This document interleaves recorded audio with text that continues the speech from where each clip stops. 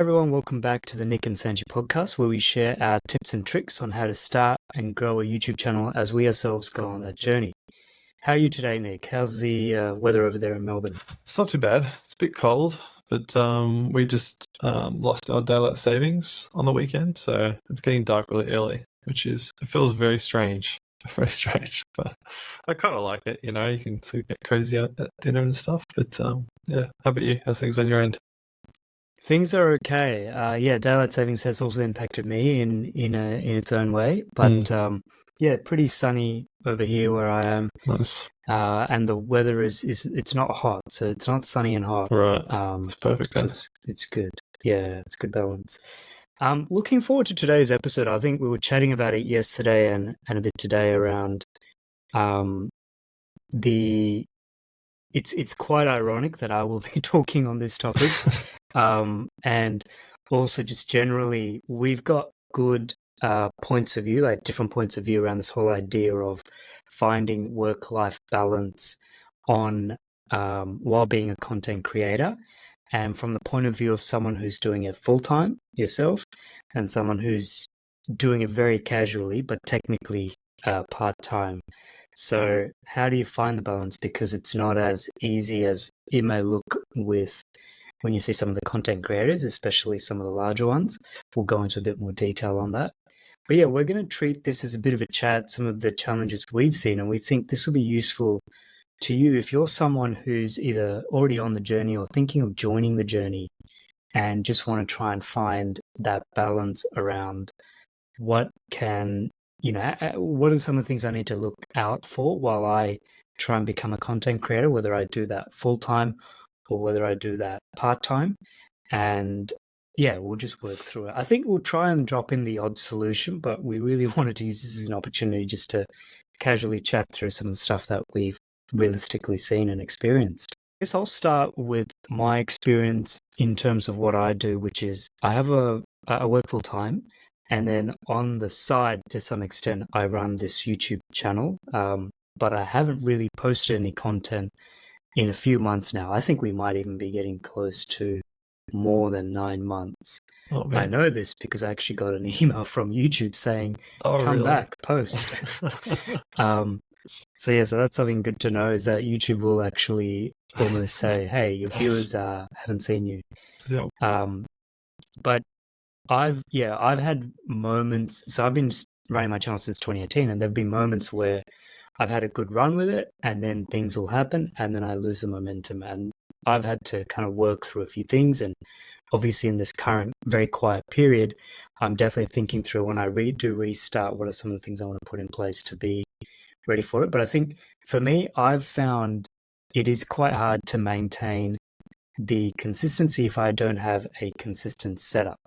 So especially if you are doing it part-time and you're trying to fit it in around your life and you're living in share houses and all of that kind of thing, you are likely to have a YouTube setup that you have to almost set up and pack down every day that you want to record. And you will then have to deal with the whole idea of, setting up ideally, and that adds an extra 2 hours, maybe at the start, or an hour. You then do your recording, which is an hour, and then you have to pack everything down as well. So naturally over time, you'll get better at that. And I got to various points where I did try and have permanent setups in a room or off to the side.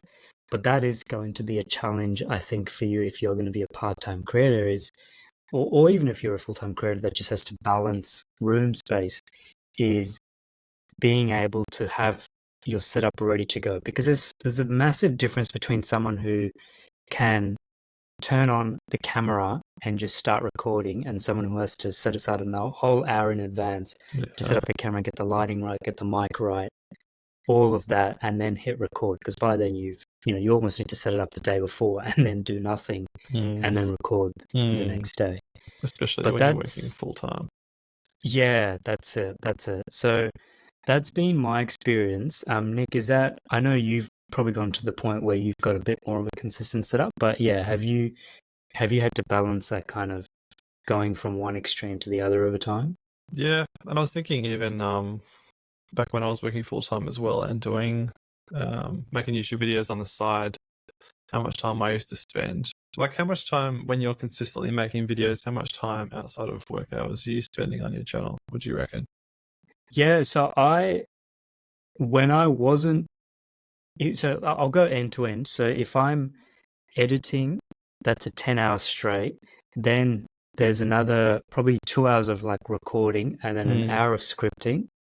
And then if I wasn't editing, I would still have all those things plus maybe 2 hours of like responding and working with my editor and doing right, post stuff. So right. that's a solid 6 hours, let's say, Yeah. a video. Yep. If we could be realistic, yeah, 6 or 7 hours of video. Yeah. So And it's then like a if you're whole doing, yeah, extra day of work a week. yeah, yeah, Yeah. yeah. That you're squeezing in between six, realistically, let's say 6:30 and midnight, Mm, or 11 p.m., and then a mm, lot on the weekend. mm. Because that's what I was finding as well, was it was just a lot. It was like a longer work day, kind of, Yeah, in the sense that you come home. I usually have like half an hour to an hour's break between work and then starting on content stuff. And then I'd probably spend an hour or two, maybe 2 hours each night. I aim for about 2 hours, I think, each night. But yeah, it was definitely like it's a lot of work when you're working full time. But I guess for yeah, me, I don't know, initially I think it was a hobby and I just really enjoyed it. Like, I really enjoyed making videos, I enjoyed the process, creating content. And so it didn't feel too draining, I think, yeah, early on. So I think that helped me in terms of making it sustainable, because it felt like almost like a creative break from work, especially when I was, yeah, I think I was working as a cleaner at the time. So like that was not creative at all. And yeah, so being able to come home and do something creative was really nice. Then when I did get a job as a content creator, coming home to keep creating actually kind of became a bit more like work, because it was yes, continued creative output, and you're already outputting creatively. I was in my job, and then to come home and have to do more for myself was kind of draining, I yeah, think. But yeah. um, I was gonna ask on that because, yeah, exactly like you're saying. Like to some extent, I think it helped that my day job mm, is in any way related to content creation. I won't say it's not creative in case someone from my day job sees me saying, "Oh, it's a terrible, easy, not easy, but just a mindless thing." But yep, yeah, it's not in any way related to YouTube content mm, creation. And whereas I know you went through a period where your full-time job was, like before you actually on YouTube, your actual job working for a company mm, was content. And then, yeah, yeah, you'd have to come home and then do exactly the same thing. yeah, exactly. I think that's when it got a bit more challenging in terms of the work-life balance. But I mean, the big thing for me, really, especially when I started taking YouTube more seriously, and kind of was angling to make it a either substantial side income or my full-time job. Kind Yeah, of the dream was to be more flexible and to enjoy life more. yeah, Like I was not enjoying being tied to the 9 to 5. I never have really, but I wanted the freedom to just be able to take a weekend off or take a week off whenever I wanted, yeah, or whatever it was. And so, um, I didn't want to grind for years. I didn't want to keep up the lifestyle of having to do 10, 12-hour work days every single day for years on end and miss out on enjoying life. yeah, And I think that was the kind of the goal for me. And so I probably didn't think about, I don't know. Yeah, when I started seriously taking it seriously as an income source, that's when I was like, okay, I can't keep doing the 12-hour days because it's not sustainable. yeah, Like, I kind of knew I could do it while I was building the channel. Then once I got to a certain stage, I was like, I can't keep doing this forever. yeah. And but you have to go on that journey, I think, is often the takeaway is you kind of have to get to a point of doing all the jobs, Mm, knowing how long each job takes, knowing the drain factor of it. And like you said, there's a ramp up in the YouTube channel yeah, in the early days when you're not making a lot of money, but you can see there is momentum growing. Then you get to a point and then it kind of steadily makes a bit of money. And then you have to figure out, yeah, and then you're like, but I can't keep working at this pace. How do I make it more sustainable? Yep. And I know we'll touch on a few things there. Yep. Um, but yeah, I definitely agree. Like it's there's a switching cost if you are working full time to switch over to your Mm. personal project. And also you got to balance all the other life admin stuff as well and social things. Yep. Because it's very lonely too. Yep. Content creation really. Yep. You've got your community, but everyone's on the receiving end of the stuff, and they can comment, but you do all the work, and some people may see it, and some people may comment on it. Yeah. But there's not a lot of people on the journey with you. Yeah. Or I guess something. that's the thing that, like, I don't know, sort of separates people into kind of two categories. There's like I guess the hobby content creators who do it for just like a fun side thing, who aren't wanting to take it so seriously.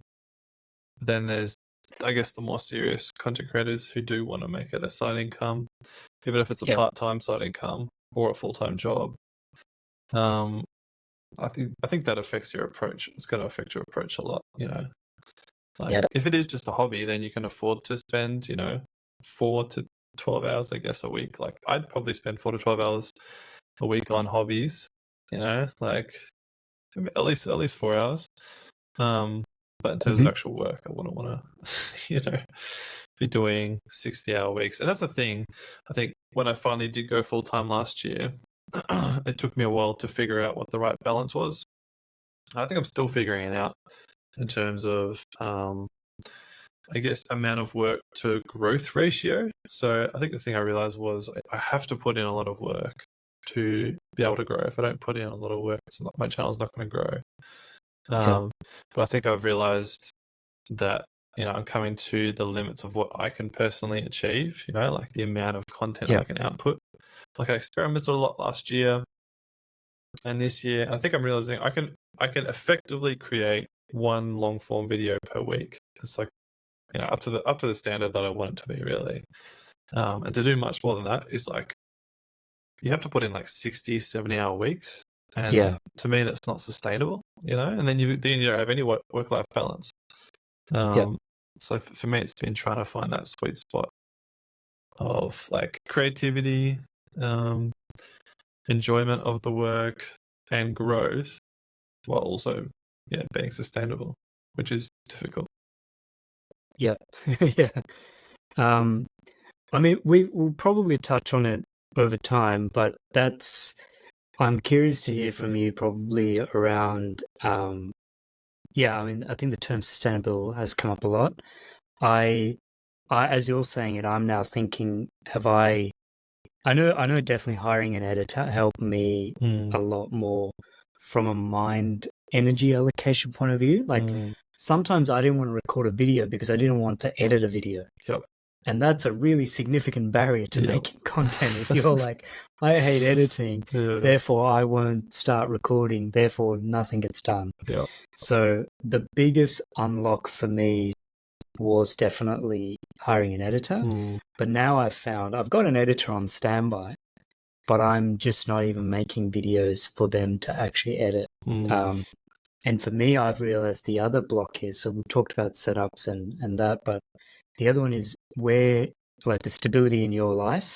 So I've had a couple of, completely self-induced instability things in general life that makes content a bit challenging to make. And I've take full responsibility. These are all things that I've done. But because my content is not about lifestyle, it's mm, actually about specific topics. For me to switch to making content on those things is a big job that I can really only do if I'm myself in a good, I'm not saying I'm in a bad place, but if I'm in a place where I feel comfortable making videos outside of my normal life mm, in a way, which mm. I think it's a very long-winded way of saying you just need a bit of stability in life. Yeah, totally. I know what you mean. That probably goes back to sustainability as well, because if you've got Hmm. other things going on in your life that are taking up a lot of your headspace, it's hard Yep. to, sit down and focus that extra energy on the Yep. side project or the YouTube channel or whatever it is. So yeah, I can definitely see that would be challenging. It's a big one. But yeah, like I know if I definitely, as I wind myself back into it, the thing that's going through my head is, all right, how do I do this next time round when I kick off Mm. to be someone who can consistently make videos? And I know I always try to go for one a week because that is the golden rule, but I almost have to go with like almost one a month almost to start with to be Mm. like, let's just get back into it Yep. instead of overloading it. Yep. And then also, I think you and I were chatting a few episodes ago about if I was to start up again, I also don't even have my full setup and I'll be in sort of a different environment. I may have to start off doing it like this, where I just speak to camera in almost a podcast setting, just talking about some updates and stuff. Yep. It's not a slick presentation, but it will work. Yep. Is something, yeah.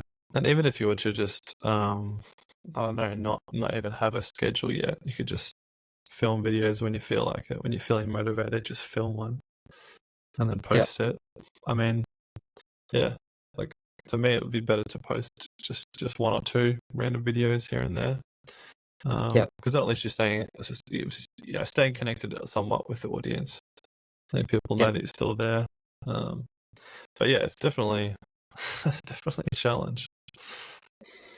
Talk to me about the sustainability factor and like maybe some of the things not necessarily your solutions, but some of the things that you've started to think about around, all right, well, like maybe from my point of view, if I'm going to reapproach things as well, what are some things that I should also be considering from a sustainability point of view as I come back into things that you've picked up as someone who's actually been doing it all full time?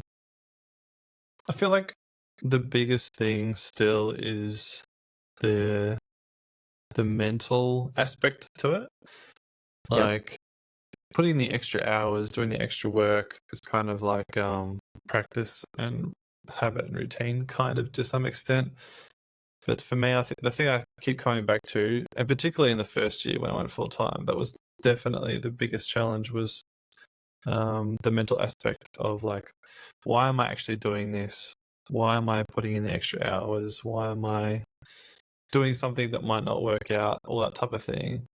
And I think coming back to a solid reason, like why I'm creating content, and then also having goals that are meaningful to me, like just trying to help other people, or even personal development type goals. So trying to make my video quality better, or to learn more editing techniques, or whatever it is, something to develop myself.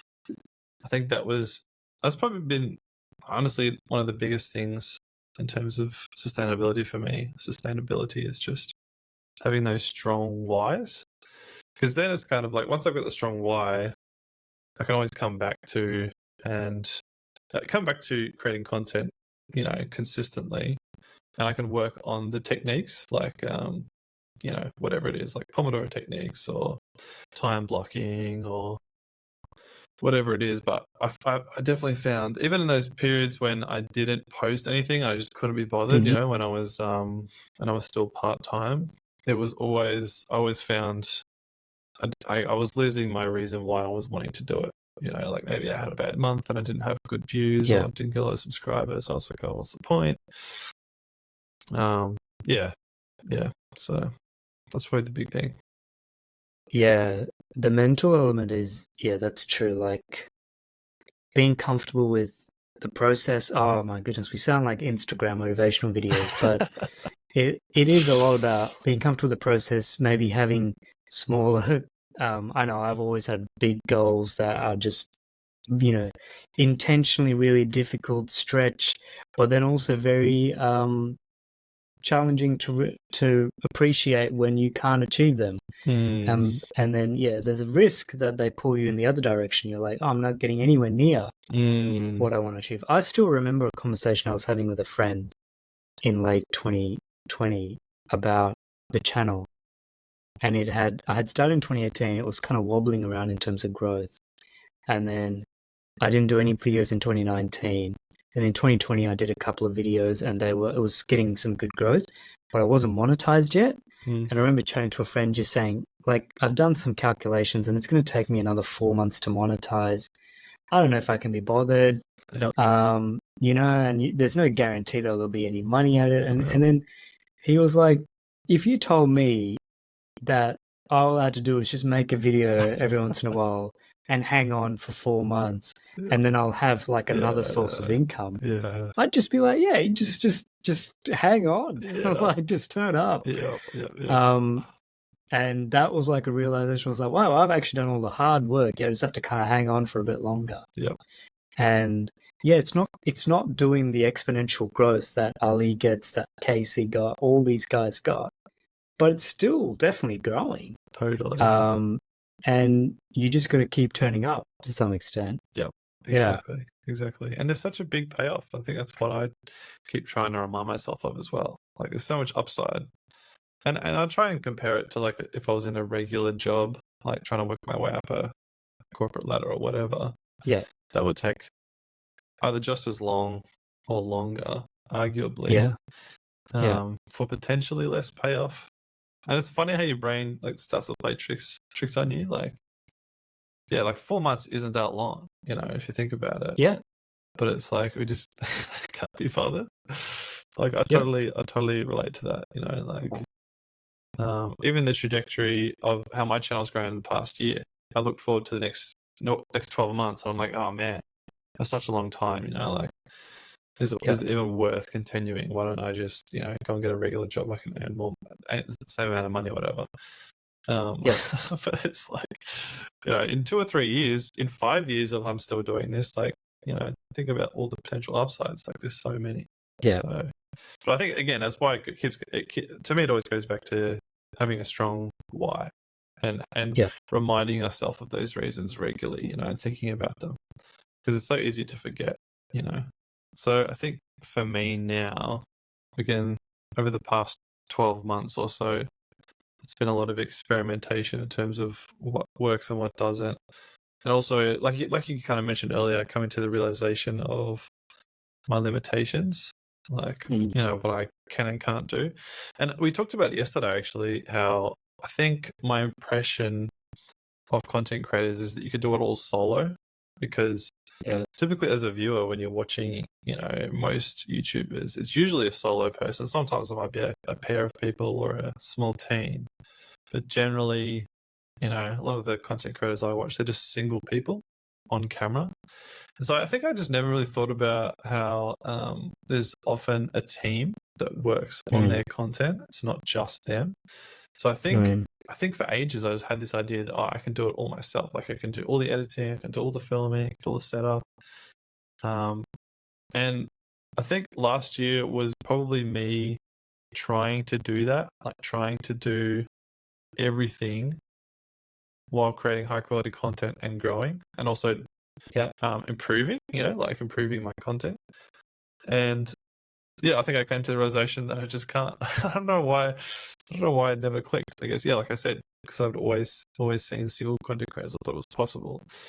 But now I'm like, oh, okay, I can't do it all myself, and I need to work with a team if I want to take it to the next level. Yeah. And so, I think in terms of work-life balance and sustainability now, that's definitely the paradigm I'm starting to think more in. Like I'm really working towards creating 2 videos a week. Okay. And I'm sort of in the process. Like I currently have got 3 videos in the works, which is like more than I normally do. So normally I've only got 1 in the works per week. So I'm trying to stick to 40 hours a week in terms of actual work time. Yeah. So that I do have that work-life balance. Like I take weekends off and actually enjoy life, like we were talking about. Yeah. But like, so for me, I think the big unlock has been outsourcing, like, that's how I'm going to be able to do more, and grow more, is through outsourcing. Yeah. And that's something that, we definitely talked about. Like when you look at some of these big YouTubers, you only see one person on camera and you think they're doing all the work, but they're definitely not. Some of the bigger ones. Maybe Casey Neistat does a lot of his own stuff, but I get the feeling he still gets a bit of editing support from some of the people he has access to. but definitely someone we both talk about, Ali Abdaal. He definitely Yep. has a massive team behind him, but admittedly, not the whole team is dedicated to YouTube content. Like Mm, he does a lot of other things as well, mm, but there's a lot about his YouTube content that is supported by a team. yeah.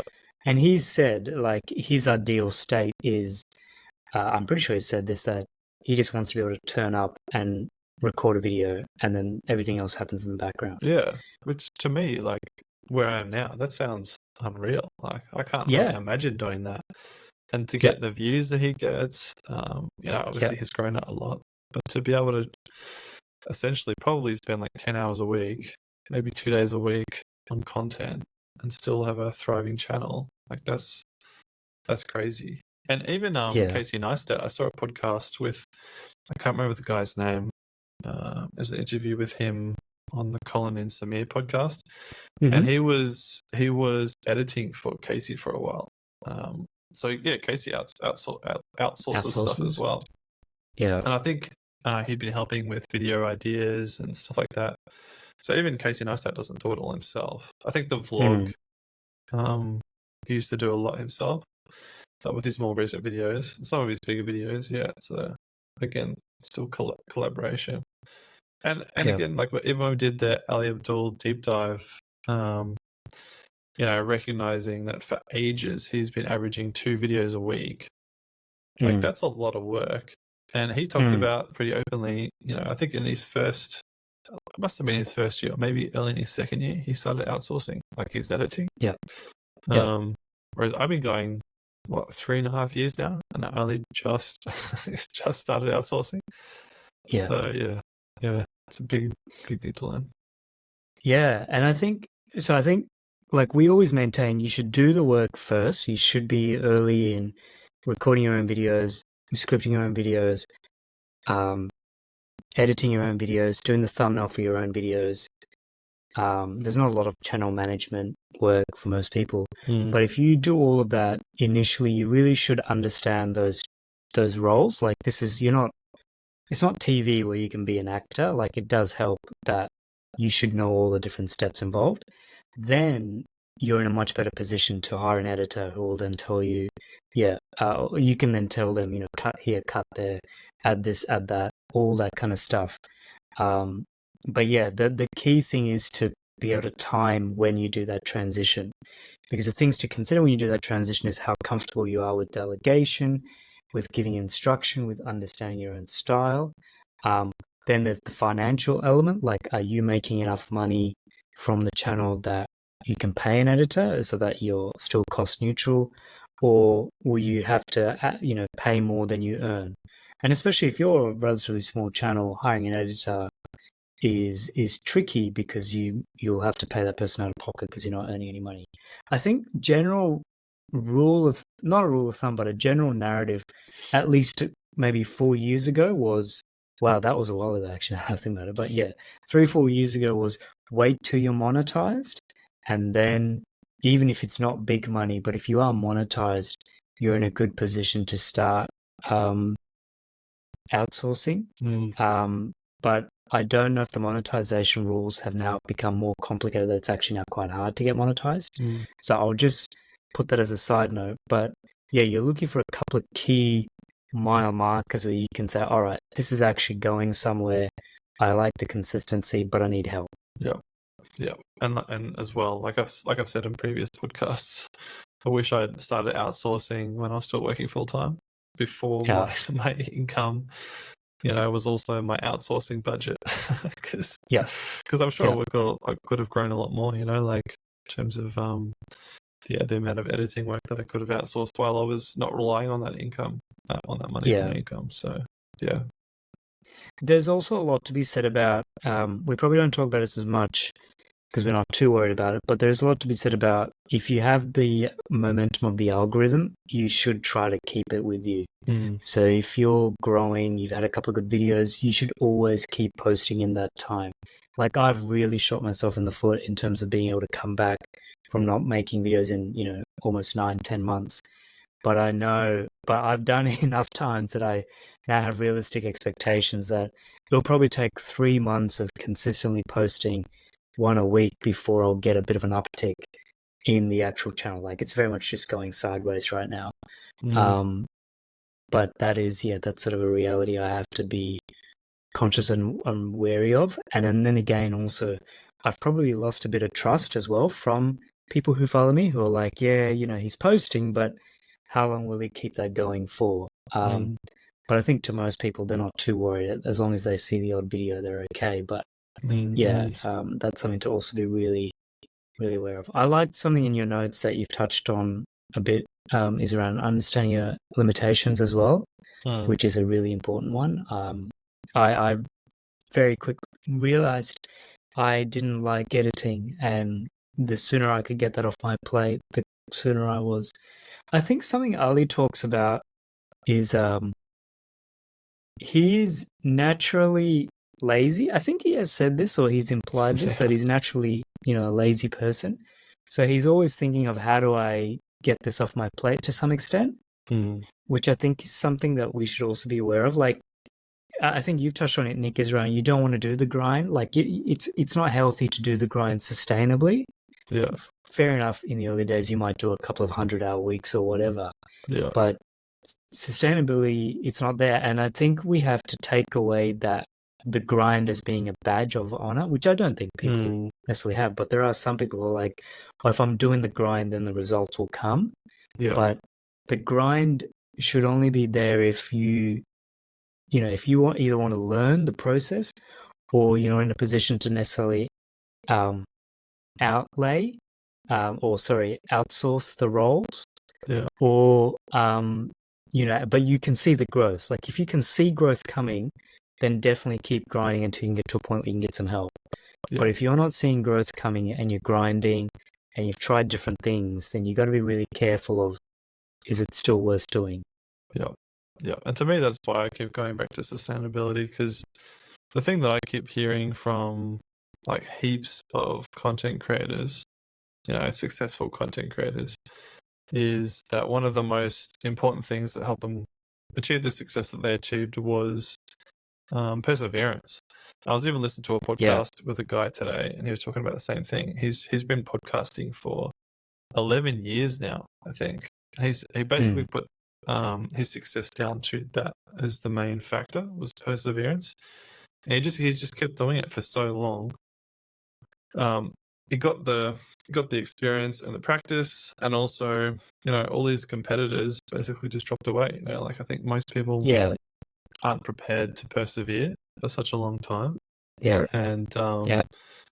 and I think that's where accepting your limits also comes in, because I think for me, I don't know, I naturally tend to just want to do everything myself. I think I'm good at Yeah. like asking for help, and I want to control everything. I want it the way I want it, blah blah blah.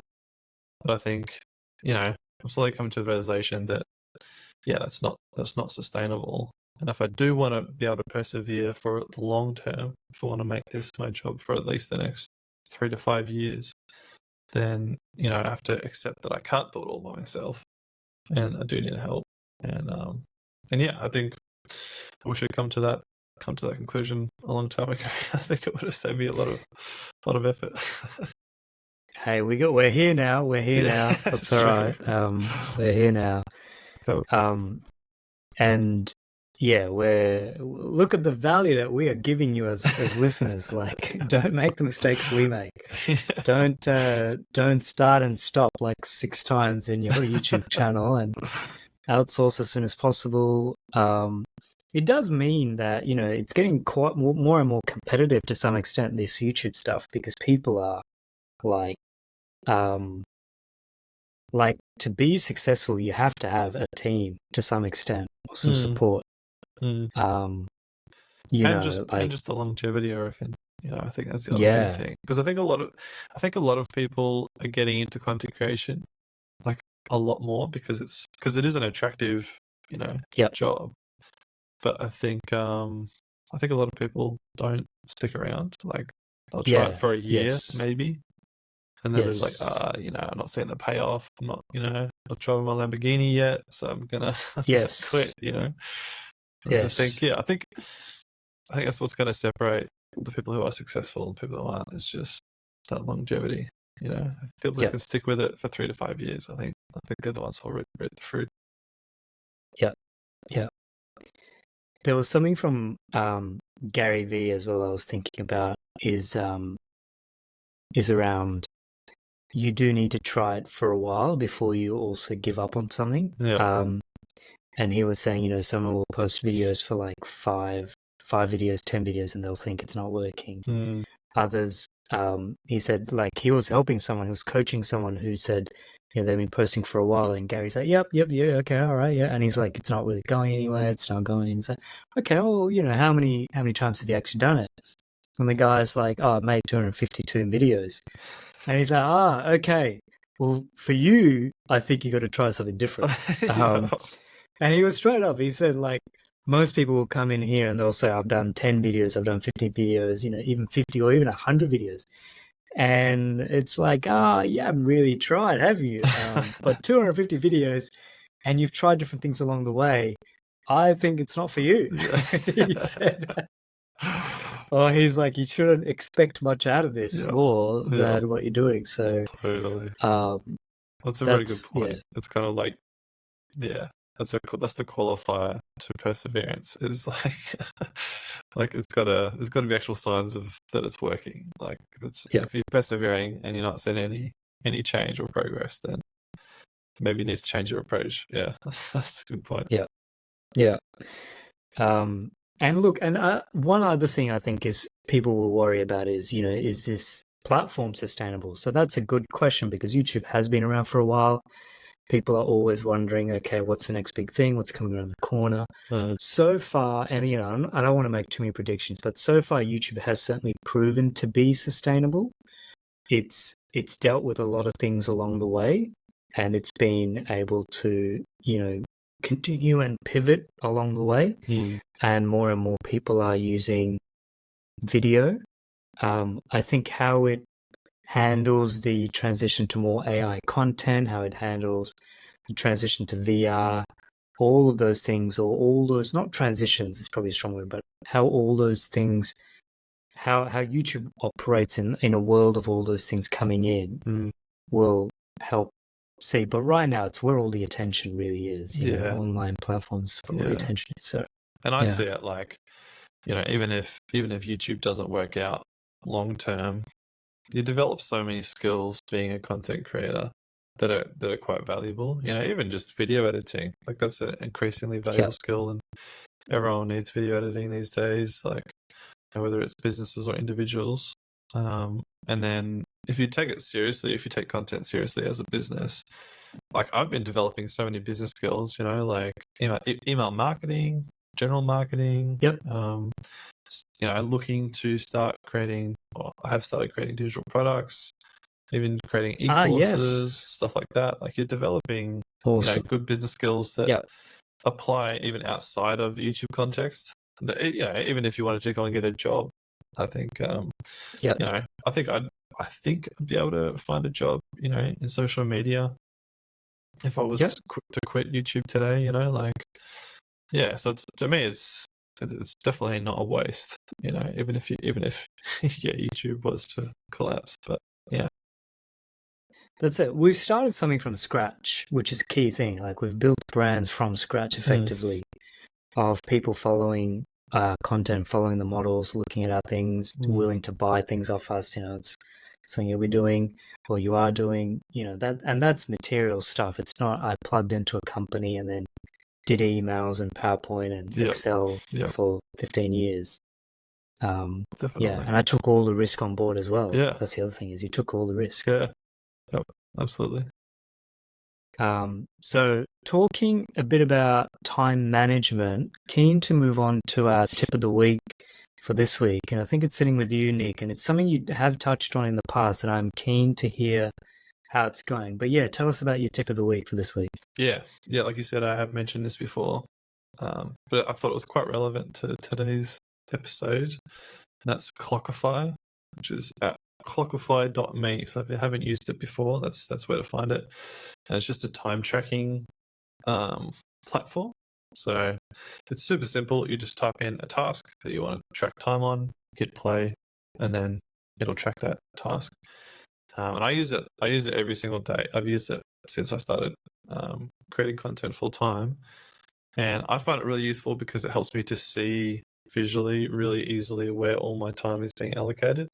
I think that's one of the things that's helped me to assess that, I can't do it all by myself, because I realized I was spending so much time. I was probably spending a day and a half, probably 2 full days editing, and so I realized I can't keep doing this and try and develop really good video ideas and shoot B-roll and everything all at once. So I think any content creator, even if you're doing it part-time, I think it's a good way to just assess where you're spending your time, and then that can even help you allocate where to outsource first. So again, for me, because I was spending most of my time editing, I was like, I need to outsource editing first. But there's heaps of different time trackers out there. Like, I definitely recommend whichever one works best for you, or which one you like the most. It's a really good way of just figuring out where you're spending your time. And I'm keen to ask, with Clockify, and I'll make sure I throw up some pictures of it, screenshots on the video if anyone is watching this one. With Clockify, how does the actual tracking work? Because I know I often struggle with the ones where it's all manual and you have to physically say you're switching. Is this similar, or is it automatically done, or how does it split the times? Yeah, this one's all manual, so I just generally have it open on my second monitor, and then I'll just switch as I switch tasks. But then there's definitely ones that automatically track tasks for you. I've got another one installed on my computer. I can't remember what it's called, but that automatically tracks all the time I spend on apps.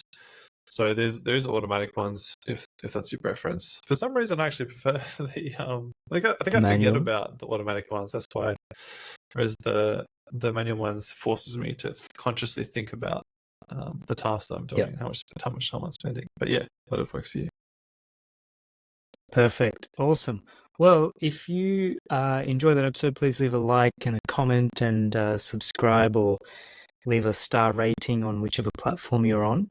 Please also feel free to check out some of our other episodes on topics like our plan for the year, how we're thinking of diversifying our content, and also some of the deep dives that we've done into YouTube creators that we personally enjoy and we really want to learn a bit out of. I really enjoy the deep dives, and hoping we can do a few more of those in the future. Same.